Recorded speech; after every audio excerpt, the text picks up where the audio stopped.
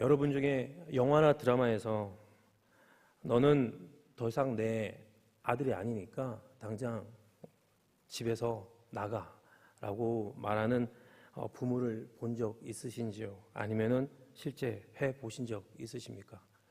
마음이 상할 대로 상한 나머지 감정이 격해져서 마음에도 없는 말을 내뱉는 부모의 모습 말입니다. 물론 부모로서 입에 담지 말아야 할 이 말이겠지만 이 표현은 정말로 부모가 다 자신과 자녀 시간을 완전히 끊어버리겠다라고 말하겠다는 게 아니라 오히려 그 반대로 너무나도 자기의 자녀들을 사랑한 나머지 이런 표현을 사용했어야 했을 만큼 자녀의 잘못이 고쳐졌으면 하는 부모의 간절함에서 비롯된 것임을 부모된 우리들은 10분 공감할 수 있을 것입니다. 정말 그러면 안 되니까 이렇게 해서라도 우리의 자녀가 잘못된 길을 가는 것을 내버려 둘 수 없기에 말입니다. 오늘 본문에서 이와 같은 사람이 등장합니다. 감정이 상한 이 남편은 더 이상 자신의 아내의 남편이 아니라고, 더 이상 이 둘은 부부의 관계에 있지 않다고 말해버립니다. 심지어 자녀들에게까지는 그들의 어머니의 잘못을 지적하고 그리고 비난하라는 명령을 하기까지 합니다. 이렇게 보면 이는 더 이상 돌이킬 수 없는 붕괴 직전의 가정의 모습처럼 보입니다. 부부간의 허물이 자녀들에게까지 그대로 드러난 이 상황은 부모에게는 돌이킬 수 없는 치욕이요, 자녀들에게는 크나큰 상처임에 틀림없기 때문입니다. 그러니 이대로 끝을 보는 것이 모두에게 이로운 정해진 수순은 당연한 것으로 여겨집니다. 하지만 오늘 본문에서 등장하는 이 가정의 끝은 그렇지 않아 보입니다. 부부간의 이혼으로 결론을 맺으려는 것이 아니라 지금은 비록 모두가 상처받고 힘든 시간을 겪고 있지만 배수의 진을 치고서라도 지금의 이 관계를 유지하고 싶어 합니다. 왜냐하면 남편의 말이 우리는 더 이상 부부가 아니야, 끝이야 라고 하는 말에서 끝나는 것이 아니라 다른 말이 이어서 붙어 있기 때문입니다. 그것은 너와 내 사이가 끝이라는 극단적인 표현을 쓸 만큼이나 간절하게 너의 얼굴에서 음란을 제하고 너의 유방 사이에서 음행을 제하길 원하는 그의 바람이었습니다. 그리고 이 조건만 만족한다면 자신의 아내가 그녀의 음란과 은행을 제하여 버리기만 한다면 그 관계는 파멸이 아니라 다시금 올바른 관계로 회복될 수 있기 때문입니다. 그런데 상황이 이러함에도 불구하고 그 아내가 여전히 자신의 음란과 음행을 버리지 않는다면 이 남편은 물론 그 둘의 관계를 완전히 끊어낼 수는 없겠지만 그에 상응하는 불행이 그녀에게 있을 것임을 분명히 해두고 있습니다. 지금도 마찬가지겠지만 당시 이스라엘에서 남편의 의무는 아내에게 의복과 음식을 제공하는 것이었습니다. 그렇기 때문에 벗겨지고 굶주리게 되는 것은 남편이 더 이상 자신의 의무를 이행하지 않는 것으로 볼 수 있을 것입니다. 유명무실한 관계로 전락하게 되어서 남편의 돌봄을 받지 못하는 유기 상태에 놓이게 되는 그 아내는 결국 굶주리고 목말라 죽게 될 것이며 심지어 이와 같은 징벌은 그녀의 자손들에게까지 이어질 것이라고 그의 남편은 강하게 경고하고 있습니다. 이렇게 말할 만큼 이 남편은 그의 아내가 음란과 음행을 버리고 자신에게 돌아오기를 간절히 원하고 있는 것 아니겠습니까?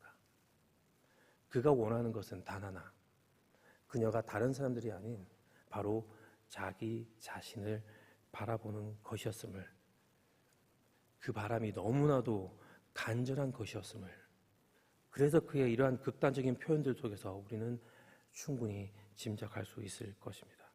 그러면 여기서 잠시 다들 이미 알고 계실 것 같지만 본문에서 등장하는 이 남편과 아내는 과연 누구를 가리키는지 확인하고 넘어가야 할 것 같습니다. 남편은 하나님을, 그리고 그의 아내는 이스라엘을 대신하고 있습니다. 언약을 통하여서 하나님은 이스라엘의 하나님이 되시고 이스라엘은 하나님의 백성이 되었습니다. 그리고 이스라엘은 하나님만을 그의 마음에 두어야만 했습니다. 오직 하나님만을 말입니다. 나 외에는 다른 신을 너에게 두지 말지니라. 이것이 바로 하나님께서 이스라엘에게 그 무엇보다도 원하셨던 것임을 우리는 너무나도 잘 알고 있습니다. 그런데 이 이스라엘은 도대체 어떤 잘못을 저질렀기에 지금 이와 같은 위태위태한 상황에 직면하게 된 것인가요? 그의 아내가 저질렀던, 그 남편의 아내가 저질렀던 그 음란과 음행의 내용은 어떠한 것이었는지 이어지는 본문을 통해서 우리는 알아볼 수 있을 것 같습니다. 우선 오늘의 본문 5절 말씀을 함께 읽도록 하겠습니다. 그들의 어머니는 음행하였고 그들을 임신했던 자는 부끄러운 일을 행하였나니 이는 그가 이르기를 나는 나를 사랑하는 자들을 따르리니 그들이 내 떡과 내 물과 내 양털과 내 삶과 내 기름과 내 술들을 내게 준다 하였습니다. 첫 번째 이스라엘의 음행의 내용은 바로 자신을 사랑하는 자들을 따랐다는 점입니다. 다시 말해 하나님이 아닌 다른 신들을 쫓은 것입니다. 이는 하나님께서 주신 제1계명부터 무색하게 만든 참으로 부끄러운 일임은 분명합니다. 이런 잘못에 따른 죗값을 치러야 함에 있어서 이스라엘 백성들이 한치의 변명조차 할 수 없음은 그들의 음행은 매우 능동적이었기 때문입니다. 여기서 따랐다라는 표현은 이스라엘이 원했기 때문에 결코 타의가 아니라 자의에 의해서 의지적으로 적극적으로 자신을 사랑하는 자들을 뒤쫓았음을 의미할 것입니다. 하나님이 아닌 다른 신에 그들의 마음과 시선이 고정되어 있는 것이었습니다. 그런데 그것도 한 명이 아닙니다. 성경은 분명하게 나를 사랑하는 자들이라고 복수로 그 대상을 표현하고 있습니다. 하나님 외에 다른 신을 쫓는 것도 모자라 여러 명을 동시에 따라다니는 것입니다. 오늘은 이 사람, 내일은 저 사람 했다는 것이죠. 얼마나 부끄러운 일이 아닌지 모르겠습니다. 도대체 왜 그랬을까요? 원하는 것이 그만큼 많았던 것 아니겠습니까? 떡과 물을 주는 신, 양털과 삶을 주는 신, 그리고 기름과 술을 주는 신. 삶을 살아가는 데 있어서 필요한 것들이 다양하고 그만큼 그러한 것들을 가져다 준다고 여겨지는 신들을 고루고루 따라다녀야 했던 것입니다. 그리고 이 모두는 바로 나 자신만을 위한 것이었음을 우리는 본문을 통해서 알 수 있습니다. 이스라엘 백성이 음행을 저지르는 근본적인 원인은 바로 자기 자신에 대한 사랑 때문이었습니다. 자신이 따르기로 한 신들은 모두 나 자신을 사랑해 준다고 믿는 신들이었습니다. 그 신들은 한결같이 남이 아니라 내가 먹을 떡과 물을, 남이 아니라 내가 입을 양털과 삶을, 그리고 남이 아니라 내가 바로 사용할 기름과 술을 나에게 줄 것이라 여겼기 때문이었습니다. 그 많은 신들은 바로 나 자신, 단 한 명만을 위해 존재하는 것이었습니다. 그렇다면, 바로 이런 마음이었다면 이스라엘 백성에게 있어서 하나님 또한 나 자신만을 위해 존재하는 여러 신들 중에 하나에 불과했던 것은 아니었을까요?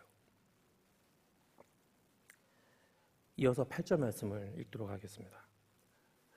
곡식과 새 포도주와 기름은 내가 그에게 준 것이요 그들이 바알을 위하여 쓴 은과 금도 내가 그에게 더하여 준 것이오늘 그가 알지 못하도다.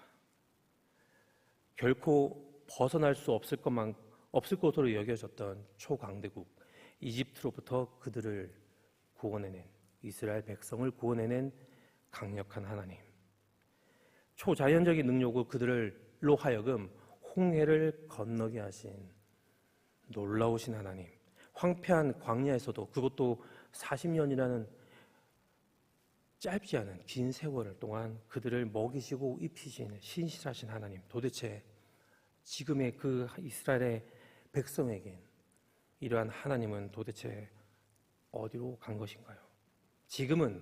지금도 여전히 그들을 돌보시는 분이 바로 하나님이신데 그들이 누리고 즐기고 있는 모든 것들, 그들 손에 쥐고 있는 모든 것들이 바로 하나님이 주신 것인데도 그러한 사실을 잊는 것 자체가 바로 음행의 시작이 됨을 이스라엘 백성들은 왜 몰랐을까요? 그들의 삶에 필요한 모든 것들을 주신 분이 하나님이심을 잊은 채 자신의 풍요로운 삶을 위해 다른 신들을 쫓아다니는 이스라엘 백성에게 징벌이 임할 것임을 성경은 이어 밝히고 있습니다. 오늘의 본문 6절과 9절은 모두 그러므로라는 단어로 시작합니다. 히브리어 라켄이라고 하는 이 단어는 임박한 하나님의 행위, 다시 말해 하나님의 뜻은 이미 정해졌음은 물론 이거니와 곧 이루어질 것이라는 사실을 내포하고 있습니다. 이스라엘은 그들의 음란과 음행으로 말미암아 하나님으로부터 이미 정해진 징벌을 곧 받게 된다는 것입니다. 하나님께서는 자신이 아닌 다른 신들을 따라다니는 이스라엘이 더 이상 그 신들 바알을 쫓지 못하도록 가시로 그들이 바알에게 가는 길을 막으시고 담을 쌓아 그 길을 찾지 못하게 하실 것이라 하셨습니다. 결국엔 이스라엘은 아수르에게 공격당해 BC 722년에 사마리아가 함락되고 포로로 끌려가게 하셨습니다. 왜 그러셨던 것일까요? 포로의 신분, 자유가 없는 상태, 속박된 채로는 더 이상 바알 신상에 갈 수도 그들을 숭배할 수도 없기 때문이었을 것입니다. 하나님은 그만큼 이스라엘이 다른 신들을 쫓지 않길 바라셨던 것 아니겠습니까? 또한 하나님의 공급하심을 까마득하게 잊은 이스라엘 백성에게 하나님은 모든 것이 당신의 소유된 것임을 분명히 하심으로 그들이 각성하길 바라셨습니다. 9절 말씀에는 1인칭 주어와 1인칭 소유격이 반복해서 등장합니다. 하지만 여기서 등장하는 나는 다른 본문에서 볼 수 있는 것처럼 이스라엘도 아닌 그리고 바알도 아닌 바로 하나님 자신을 가리킵니다. 하나님께서는 이스라엘이 누리고 있는 이 모든 것이 바로 하나님 당신의 것이며 그렇기 때문에 그것들을 모두 거두어 가심으로 그것들의 공급자가 분명히 누구인지를 정확하게 밝히고 이스라엘이 깨닫길 원하셨습니다. 모든 것의 주인이시고 공급자이신 하나님께서 결정하시는 것이기 때문에 그 어떤 것들도 그의 토를 달 수가 없는 것이었습니다. 이스라엘은 자신들의 삶을 풍요롭게 해주리라 믿었던 바로 그 대상들, 그 이방 신들이 정작 자신들에게는 아무것도 해줄 수 없는 무력한 존재이며 그 우상들을 믿었던 자신들의 처지가 얼마나 어리석인 것인지를 분명 깨닫게 될 것입니다.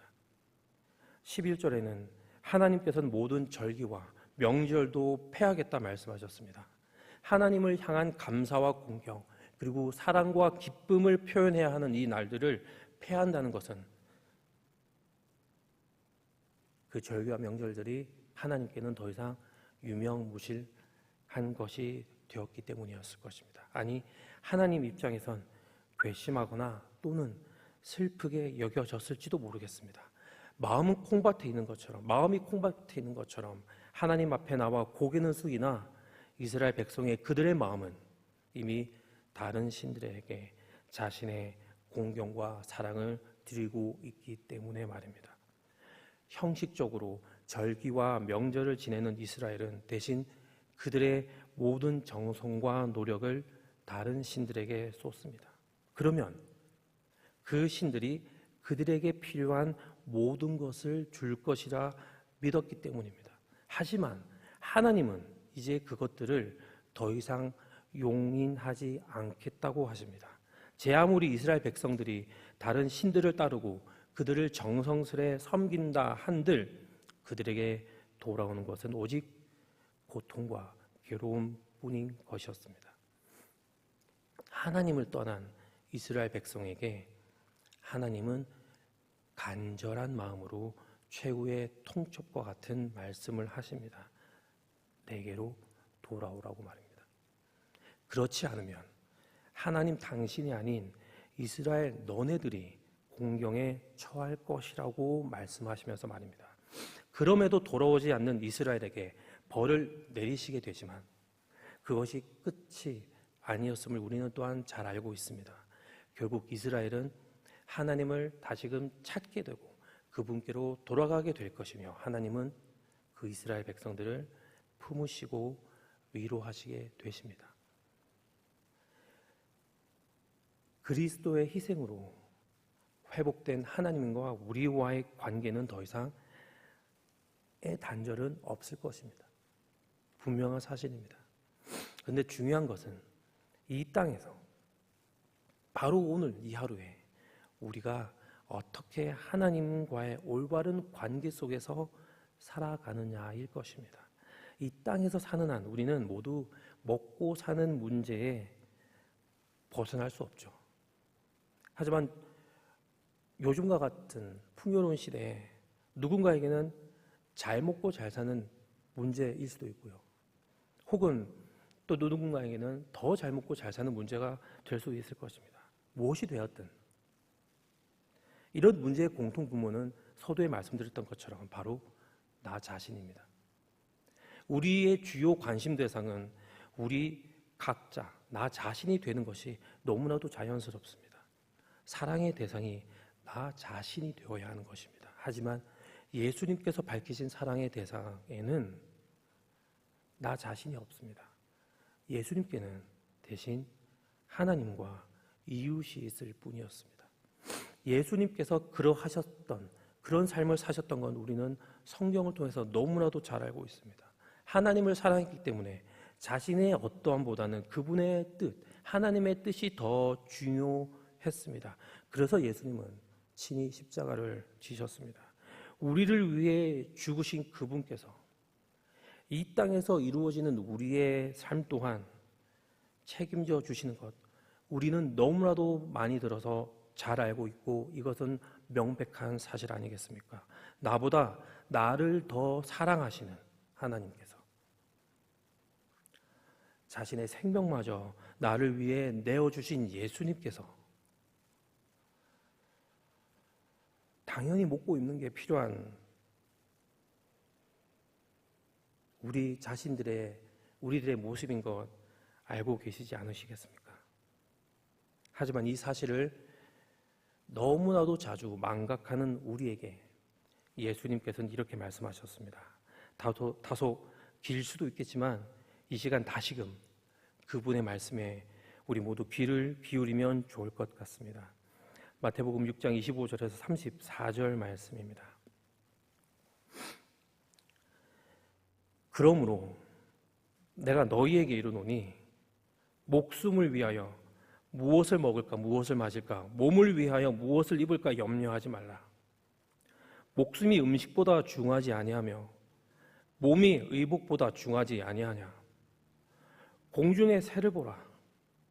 심지도 않고 거두지도 않고 창고에 모아들이지도 아니하되 너희 하늘 아버지께서 기르시나니 너희는 이것들보다 귀하지 아니하냐. 너희 중에 누가 염려함으로 그 키를 한 자라도 더할 수 있겠느냐. 또 너희가 어찌 의복을 위하여 염려하느냐. 들의 백합화가 어떻게 자라는가 생각하여 보라. 수고도 아니하고 길쌈도 아니하느니라. 그러나 내가 너희에게 말하노니 솔로몬의 모든 영광으로도 입은 것이 이 옷 하나만 갖지 못하였느니라.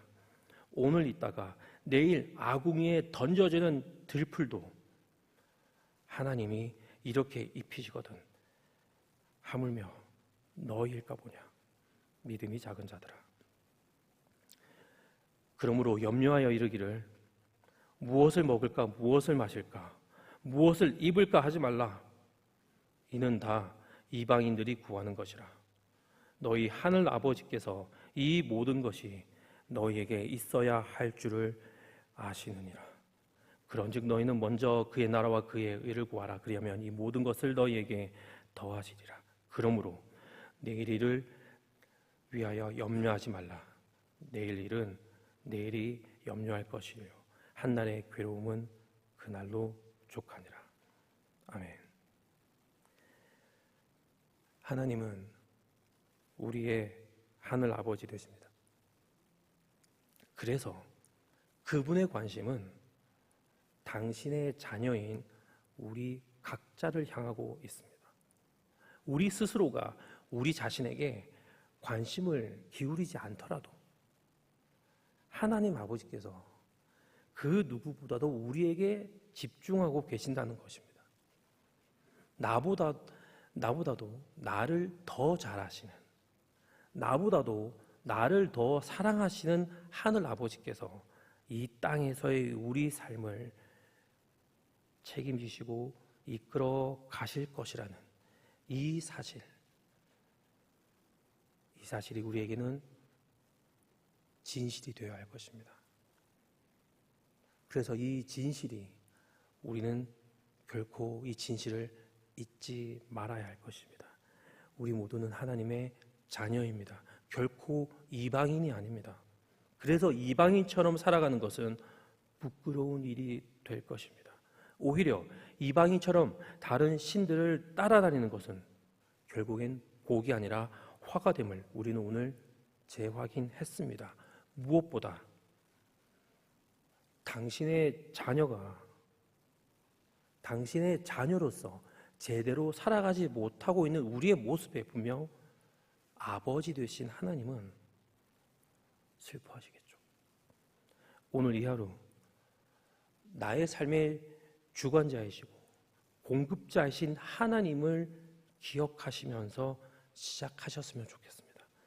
하루를 지나가다가 나의 시선을 옮겨서 하늘의 새와 들의 꽃을 바라보심으로 하나님이 나의 아버지 되심을 다시금 되새기시게 되면 좋겠습니다. 그리하여 우리의 마음이 온전히 하나님을 향함으로 나 자신을 너무 사랑하지 말고 대신 우리가 서로 사랑하며 그것이 아버지께 기쁨이 되는 오늘 하루를 살아가시게 되는 하늘의 교회 모든 형제 자매님들 되시길 예수님의 이름으로 간절히 축원합니다. 기도하시겠습니다. 나보다 나를 더 잘 아시고 나보다 나를 더 사랑하시는 아버지 하나님, 오늘 하루를 시작하며 우리의 눈과 마음이 아버지 하나님만을 향하길 소원합니다. 우리가 아버지를 바랄 때 온전히 성령의 충만함 가운데 하나님께서 우리의 아버지 되심을 더욱 선명하게 더 구체적으로 알게 되는 오늘의 이 하루가 되게 하여 주시옵소서. 그러할 때 우리의 삶이 또한 아버지 하나님께 기쁨이 될 줄을 믿습니다. 그리고 이것이 바로 하나님께서 아버지께서 자녀된 우리에게 바라는 것임을 또한 믿습니다. 하나님, 오늘 이 하루가 그 귀한 잊지 못할 하루가 될 수 있도록 하나님 우리에게 긍휼을 베풀어 주시길 다시 한번 바라옵고 예수님 이름으로 기도드립니다. 아멘.